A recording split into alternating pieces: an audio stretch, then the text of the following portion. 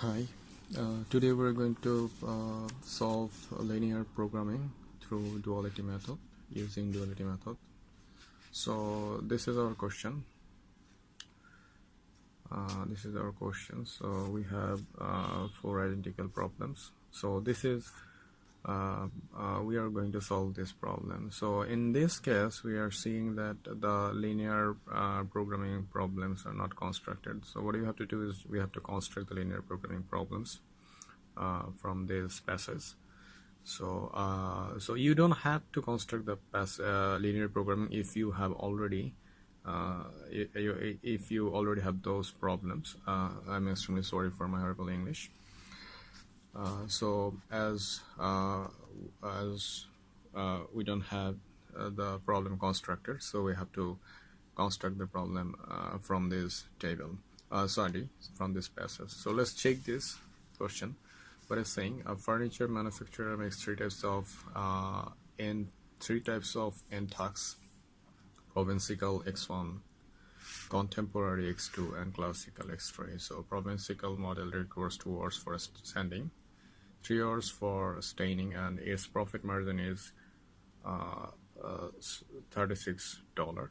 The contemporary model requires 2 hours for sanding and 2 hours for staining. Its profit margin is $28. And the classical model requires 8 hours for sanding and 2 hours for staining. Its profit margin is $32. The available hours for sanding and staining are 3 hours and 4 hours respectively. So this is what. So what you have to do is find out the three problems here. So as number one is formulate the linear programming problem. As the problems are not constructed here, so we have to formulate the problems. And number two is construct the dual of primal. So we have to construct the dual problem from the primal problems. And number three is solve the dual graphically. Okay, and number four is use duality theorems to solve the primal problems. Okay, so we have already seen these problems. So first thing I want to discuss that in this case, look, it says profit margin. That's mean you can't cross the margin, right? This is the final target is $36, $28, and $32. So it is indicating that at most. That's mean what you have to do is less or equal. That's mean less or equal this sign for this profit margin. Okay, because you can't exit the problem $36. So let's construct it. First, number one. So what you have to do is let's do it for number one. It is saying formulate the linear program. So before formulating the linear program, we want to construct a table from the passage. So let's construct it. First, what you have to do is just construct. Say it is provincial,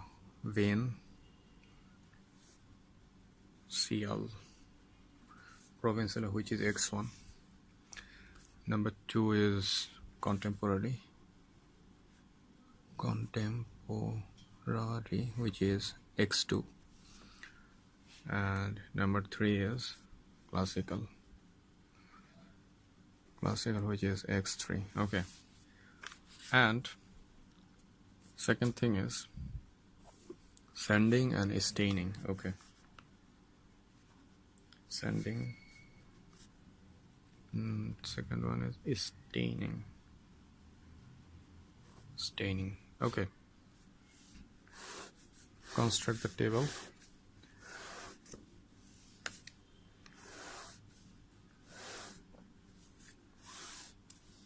Okay, just drop there. So for provincial, we are seeing requires 2 hours for sanding and 3 hours for standing. Okay, this means 2, 3. Okay. For where is it? Contemporary models, it is saying 2 hours for sanding and 2 hours for staining. That's mean 2, 2. And the classical model requires 8 hours for sanding and 2 hours for staining. Okay, 8 and 2. Okay, let's see what it's saying. The first one, it is saying the provincial model requires, and its profit margin is $36. Okay, just place this 36 in here. Okay, then contemporary model says its profit margin is $28. And the last one, classical model says its profit margin is $32. Okay, and the final one, available hours for sending and staining are 3 hours and 4 hours respectively. Okay, this is sending line, so place in here 3 hours for sending and 4 hours for staining. So this is our table constructed already. So what you have to do is we have to find out the linear programming problem from this table. Okay, let's find out the problems in here. So it's a primal problem. Problems. Okay, so this is primal problem. So we have our profits here. This is our profits. Okay, so max profit always remaining max for economics. So max profit pi equal 36 x1 plus 28 x2 plus 32 x3. So this is what our profit is. I mean, now subject to constructing the primal problem. So let's check it. So what do we have in x1? For sending, it is 2x1 plus 2x2 plus 8x3, which is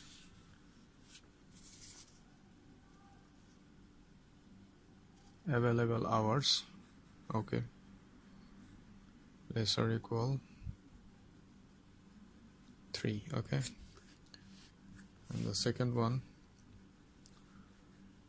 3x1 plus 2x2 plus 2x3 less or equal 4.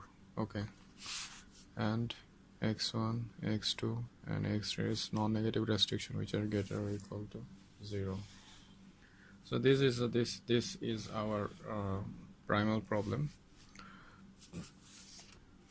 Okay, so our number 2 is, it's saying construct the dual of the primal problem. So we already constructed the primal problem. So now we have to do is construct the dual problem. So this I'm showing you here constructing the dual problem. Dual.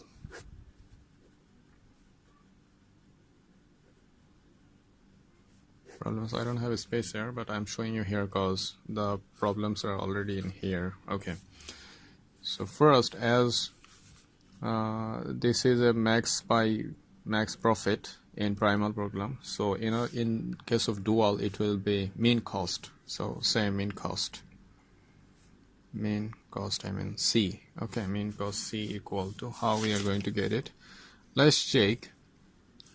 These are 3 and 4, so it would be the key motivator for mean cost C. Okay, so this is what we're going to use in here. So and we are going to assume 2 new variables, say y1 and y2, for constructing the dual problem. So constructed C equal to 3y1 plus 4y2.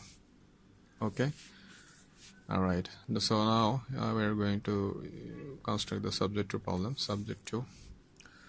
Okay, so now you see 2 and 3, forget about it, just construct x1, 2 and 3. Okay, so 2y1 plus 3y2, as this is a less or equal problem in primal, so it would be greater or equal problem in dual. So construct it. x1, x1 and x1. So this 36 will be in here. Okay, and construct the second problem for all x2. First these two, 2y1 plus 2y2 greater or equal this 28. Okay, and the third one, 8y1 plus 2y2 greater or equal this 32. If you're facing any problem to identify it, so this one is constructed, all values belongs to x1 in primal, this one is belongs to all values of x2 in primal, and these values are came from all x3 belongs to in primal, right? So this is what, and y1 and y2 are greater or equal to 0 as non-negative restriction. So this is our dual problem and this is our primal problem. So what do we have to do? We have to solve this dual problem graphically. So let's solve this dual problem graphically. Note it.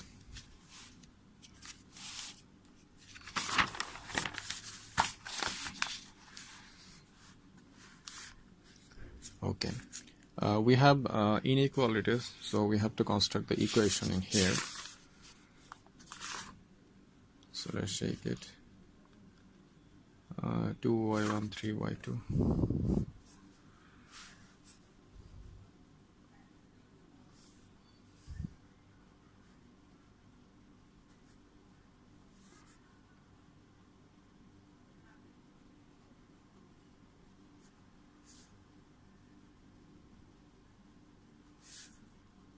y1 plus 3y2 equal to 36.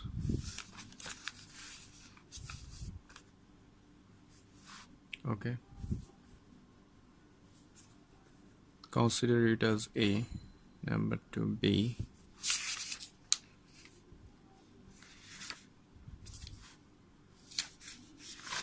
For base 2y1 and 2y2, 2 equal to 28, and for C here's 8y1 and 2y2 equal to 32. 8y1 and 2y2 equal to 32. Okay, this is our equations for dual problems. So what you have to do is we have to find out the value of x, y1 and y2 for A, B and C. And these ABC are not related to the question paper. We assumed it for identifying the slope. Okay, identifying the solved problem line. Okay, for A, where our problem is 2y1 plus 3y2 equal to 36. So construct if y1 is equal to 0, so y2 will be 12, and if y2 is equal to 0, then y1 will be 18. Okay, for B,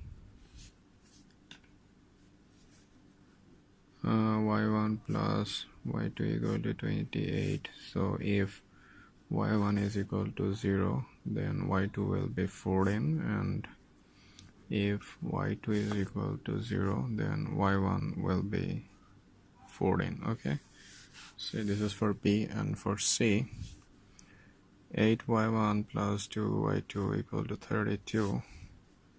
If y1 is 0, then y2 will be 16, and if y2 is equal to 0, then y1 will be 4. Okay, so this is our values for y1 and y2 for our line A, B and C. We found the values. So with these values we have to construct the graph. So let's construct the graph in this plain place. So what we have to see that the maximum value for y1 is 18, and the maximum value for y2 is 16. Okay.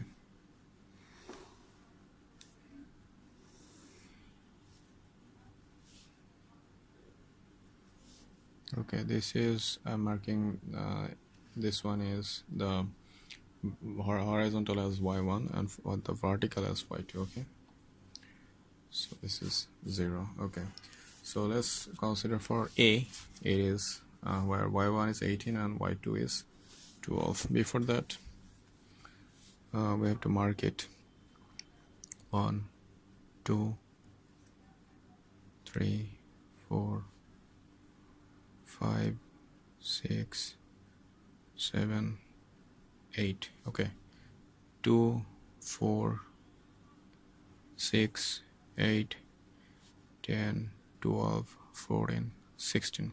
So this is it, our maximum value for y2 needed, and it's needed 81 for y1. So construct it 1, 2, 3, 4, 5, 6, 7, 8, 9. Okay, so 2, 4, 6, 8, 10, 12, 14, 16, 18. Okay, this is it. So let's consider it. For the first one, it's 18 and 12. Okay, so this is 18 and this is 12. Just intersect it. Okay, this is our A. For B, it is 14 and 14. Okay, so this is 14 and this is 14.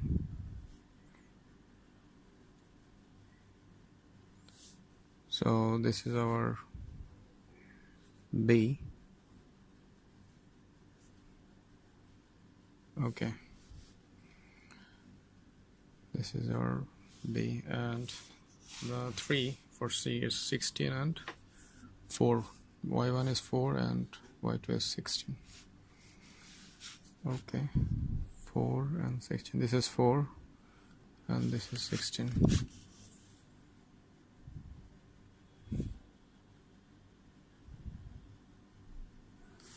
Okay, so this is our C. So let's check in this problem. As we're solving the dual problem, we're already saying it's greater or equal. That means it the feasible reason will be right of the reason.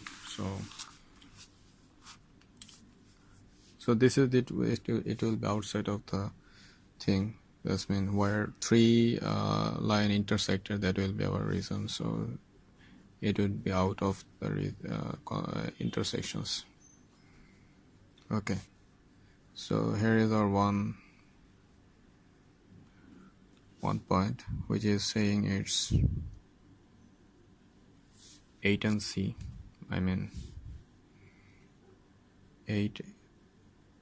Sorry, 6 and 8. Let's consider it as A, F, G, and H. Okay, so point E is equal to 0 and 16. Point F is actually it's not possible to find out the problem point F because okay, we will finding it. And point G equal, sorry, it's not equal, G is 6 and 8. Point H is 18 and 0. So we can find out the value of point F. So we have to find out. So let's see how we are going to finding. Point F is the point where our constraint C and constraint B intersected. constraint B and C intersected is in point F. So we can find out from the B and C equations. This is constraint B equation and this is constraint C equation. So two equation and two unknowns. So we have the ability to find out the problems. So just find out the problems in here. Okay.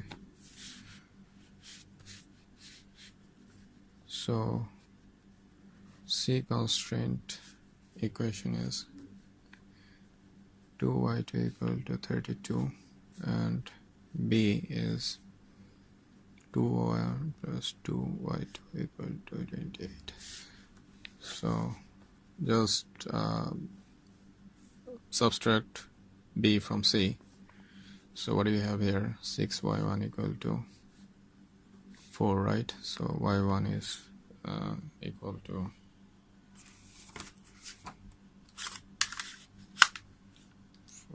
6. It's saying 0.67 and we have y1. So the y2 value will be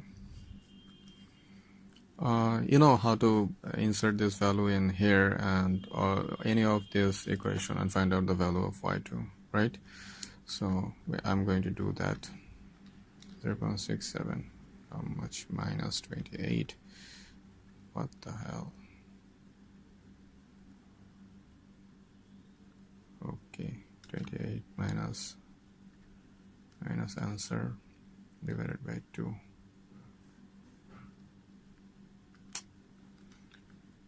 What the hell? Okay, 28 minus answer divided by 2. So it is saying 33.33. So this is it. So the value of AF is 0.67 and 30. So this is our 4 point values. So let's check, as in our dual problem we're finding the minimum cost. So we have to find out in which point of EFGH is the cost is minimum. So in point A, whereas the coefficient is 0 and 16, the mean cost C equal to 3y1 plus 4y2 equal to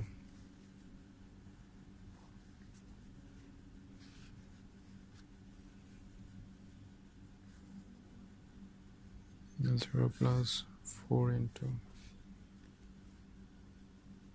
16, which is 64 in E. The cost is 64 in E. In F, where y is 0.7 and it's 13.33. So the C is 0.67 plus 4 to 13.33, 55.33 in point G, where 6 and 8. The C is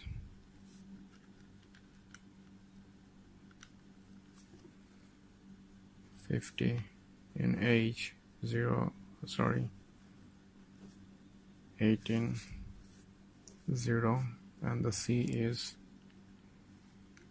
18 54. So we're seeing this. These are the 4 value of cost for point E, F, G and H. So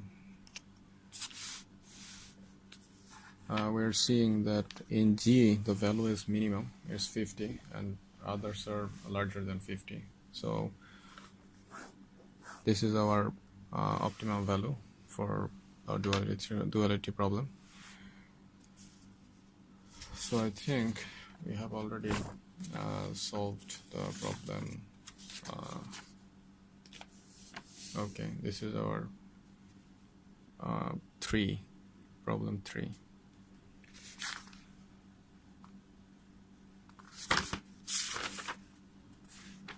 Okay, converting. This is our question answer number 3. Okay, when we started to solve the dual problem through graphically, that is what our question answer number 3. So we have our point in here. So we have the value of y1 and y2. So write a line in G 6 and 8. The cost is minimum and it's 50.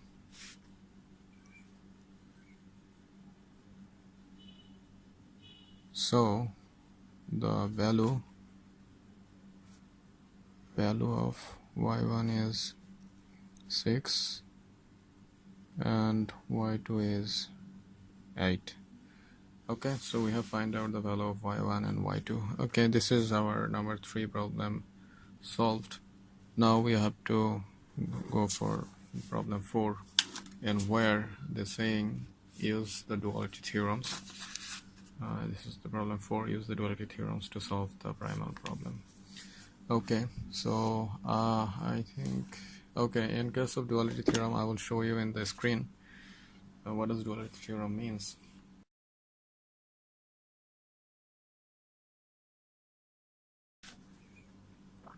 This is the 4th portion, so we have to use the duality theorems to solve the primal problem. So what we have to do is just let's construct the primal constraint into equation. Let's see how we are going to do this. So okay, let's say primal constraint. Okay, so 1 plus 2 x2 plus 8x3. As our primal problems are less or equal problem inequalities, so we have to add a slack variables. Let's consider it s1 for 1, which is equal to 3, and for the second 3x1 plus 2x2 plus 2x3, another slack variables for the second one. Now construct the dual constraints.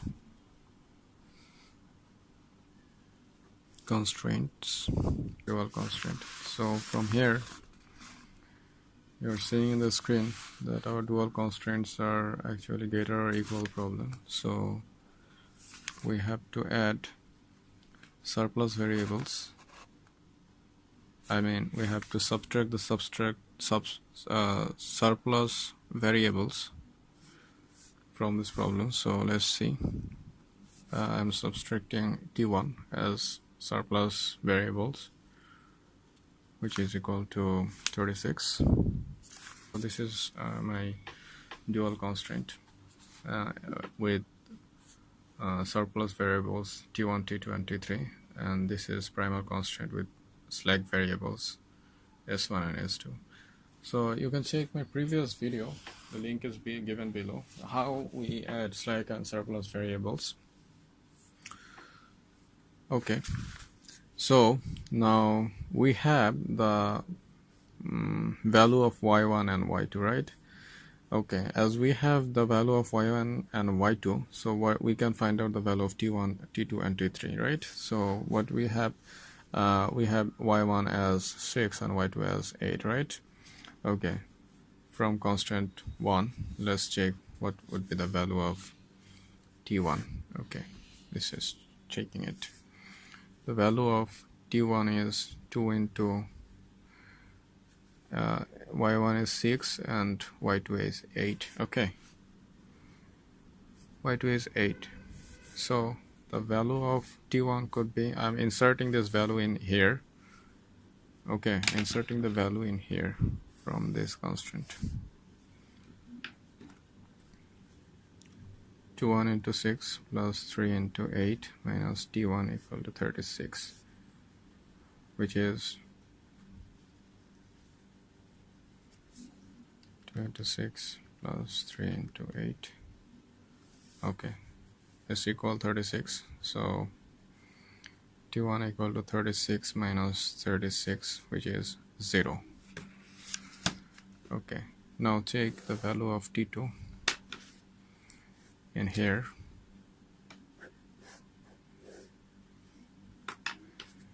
Okay, just insert the value of y1 and y2 in here. So it's how much?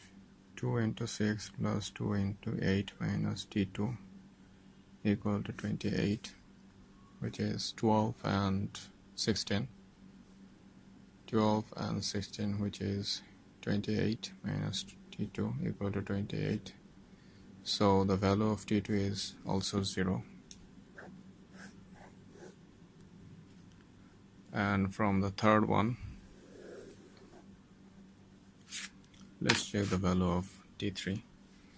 So insert it, 8 into 6 plus 2 into 8 minus t3 equal to 32, which is 8 into 6 plus 2 into 8, 64, right?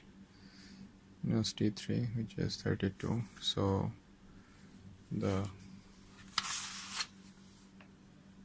okay, this is it. I just inserted the value of y1 and y2 in these equations. Okay, in this equation. So that is what it looks like this, and the sum of these two is 64. So the value of t3 is 32, which is greater than 0. Okay, so t1 is equal to 0, t2 is equal to 0, and t3 is equal to 32, which is greater than 0. So what we have to do is we have to check the duality theorems. I'm showing you in the screen what is duality theorems means.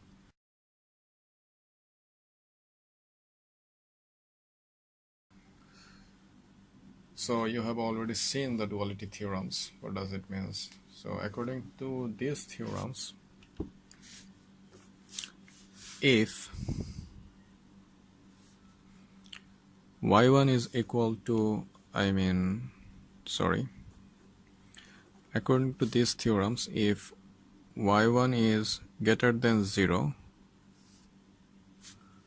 that means the opposite of dummy variable, right? The dummy variable of primal is equal to 0. That means y1, it will be s1 equal to 0.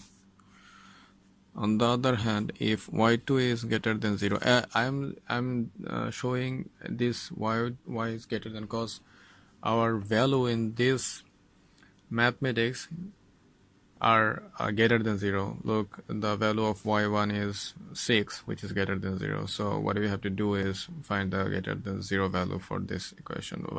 From the duality theorems, right? So value of y2 is greater than 0. So I'm writing here is y is greater than 0. So the dummy variable in primal. So dummy variable in primal, as the choice variable of dual is greater than 0, so the dummy variable, same respective dummy variable will be equal to 0. That's mean s2 is equal to 0. Okay. In the other case, if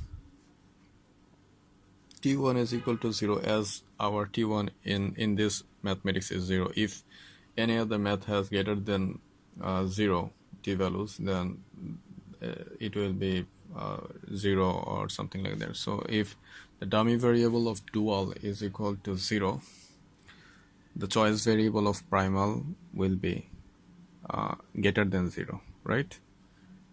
Okay. Next one, our t2 value is equal to 0. So the choice variable of primal will be greater than 0, respective choice variable. Okay, and the second one, if the T3 in our mathematics, T3 is greater than 0 as it has a value of 32. So the choice variable of primal will be equal to 0. That means we have three variables value, which is S1, S2, and X3, which are 0. And X1 and X2 has some value, and we don't know. We have to find out the value of X1 and X2. So this is from duality theorems.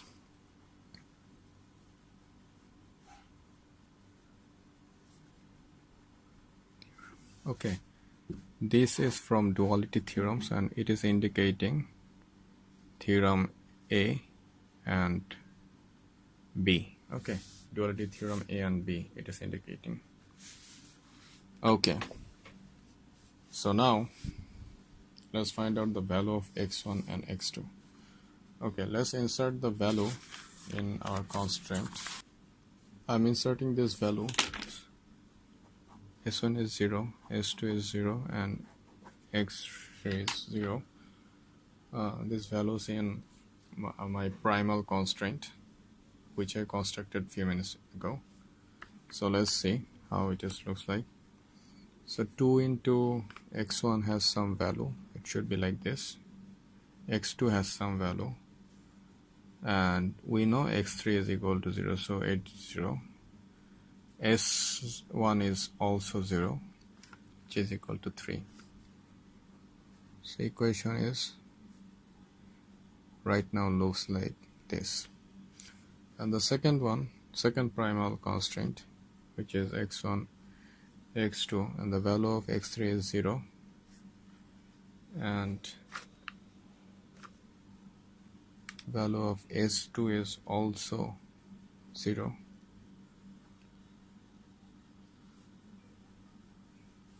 Okay, X2 is also 0.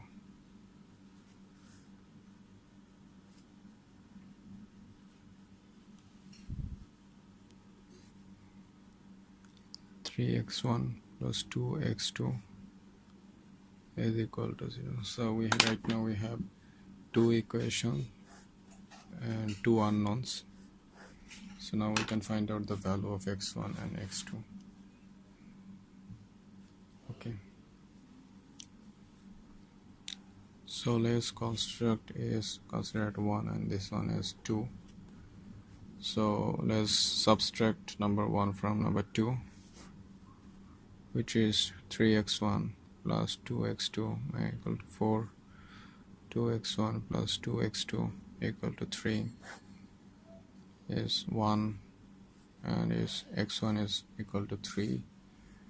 And if this is it, so let's find out the value of x2, as x1 is 1, and the value of x2 is, I'm putting this value in equation 1. I'm putting this value in equation 1. So let's say if 2 into 1 plus 2 into x2 equal to 3, so that will be 2x2 equal to 1. So x2 is equal to 1 by 2, which is 0.5. Okay, so we have our values. X1 is 1, x2 is half. Let's find out the profit, as we have the value of x1, x2, and x3. So our max profit equation was max profit equal to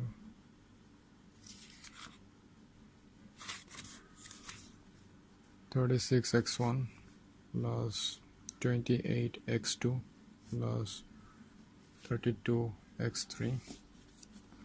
So we have our value where x1 is 1, x2 is half, and x3 is 0. So here 36 and 14, which is 50. So notice earlier let's go to the back. In the dual problem, in the dual, we have seen that the cost is 50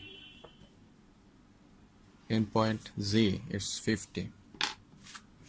That means the dual cost is 50 in dual equation, and the maximum profit is 50 also. That means maximum profit is equal to minimum cost, right? Both are equal. So this is our duality theorem number 1, duality theorem number 1. Theorem number 1. Theorem number 1, which is saying that the feasible solution of primal must be equal to the feasible solution of dual. That means if the primal has maximum profit, and so it will be equal to dual's minimum cost. On the other hand, if the primal has minimum cost, that means it will be equal to dual's maximum profit. If the cost, and if this is not true for your solution, or that means you have done a very mistake in your solutions, it must be true for each and every case of your any problems of linear programming. That means any case of linear programming, that maximum profit must be equal to minimum cost. So if you have any asking about this problem, you want to know, let me know in the comment box. I will try to answer your question, and of course avoid my English. I'm sorry for my horrible English. Thank you very much.